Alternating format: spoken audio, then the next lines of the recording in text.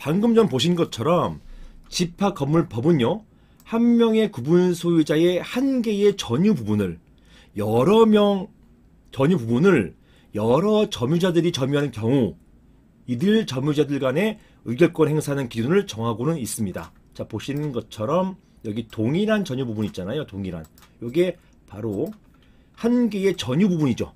이 동일한 전유 부분을 여러 점유자들이 점유하고 있는 경우를 상정하고 있어요. 자, 그런데요, 사안 같은 경우는 뭡니까? 한 명의 구분 소유자의 여러 개 전유 부분, 즉 한 개가 아니라 여러 개, 이 여러 개의 전유 부분, 여기는 한 개였고 여기는 여러 개의 전유 부분을 여러 점유자들이 점유하는 경우 이들 점유자들 간의 의결권 행사하는 기준에 대해서는 규정하고 있지가 않습니다. 이들 점유자들 간의 의결권 행사하는 기준에 대해서는 규정이 없어요. 규정이 없기 때문에 사안과 같은 경우는 이런 후자가 문제가 되는 것입니다. 규정이 없다. 이런 경우에도 마찬가지로 의결권 행사자를 정하는 게 맞느냐? 이런 게 문제가 된 거예요. 자, 사안과 같은 이런 사안과 유사한 사안에서 판례는요, 이렇게 보고 있습니다. 구분 소유자 한 명이 여러 개의 전유 부분을 소유하고 있고, 사안 같은 경우죠.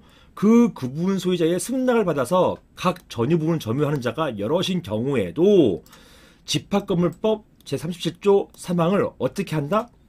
유추 적용이에요. 이렇게 유추 적용은 직접 적용이 안 되니까 이걸 그냥 가지고 온다는 겁니다. 유추해서 적용한다는 것이고, 이런 유추 적용은 함부로 할 수 있는 건 아니에요. 판례가 인정해 줘야 돼요.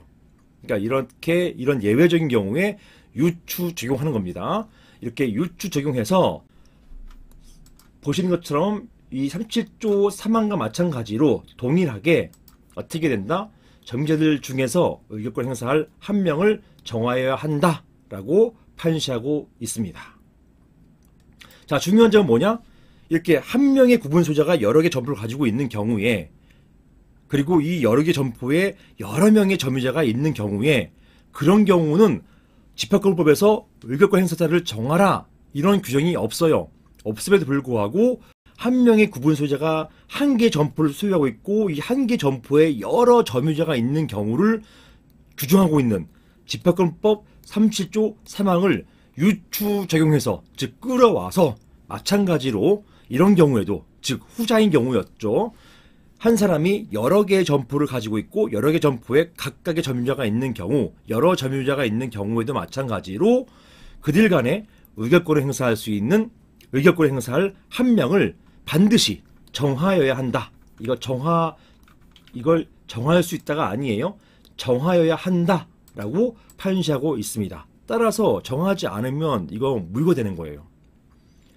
이러한 판례에 의할 경우에 사안에서 임차인 A와 B, 구분 소유자 한 명이지만 호실은 6개였죠. 그중 3개는 A가, 3개는 B가 각각 점유하고 있었고요.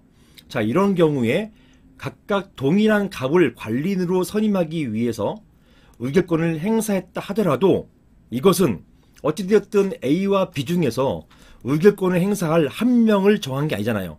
즉 한 명으로 몰아야 된다는 얘기예요. A면 A, B는 B. 이렇게 의결권 행사 지정하는 지정서가 따로 있습니다. 저에게 문의하시면 되는데요.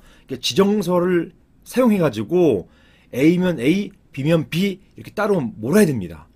이렇게 모이지 않았을 경우에는 집합건물법 제37조 3항 위반으로서 무효가 될 수가 있다.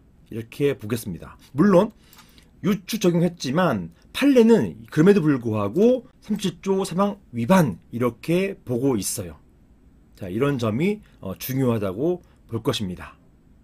자, 결론적으로 제목 보신 것처럼 구분 소유자 한 명이 소유한 여러 개의 전유 부분 임차인들이 의결권 행사 지정 없이 임차인들이 각각 의결권을 행사하는 것, 이거 안 된다. 이렇게 보시면 되겠습니다. 이상입니다.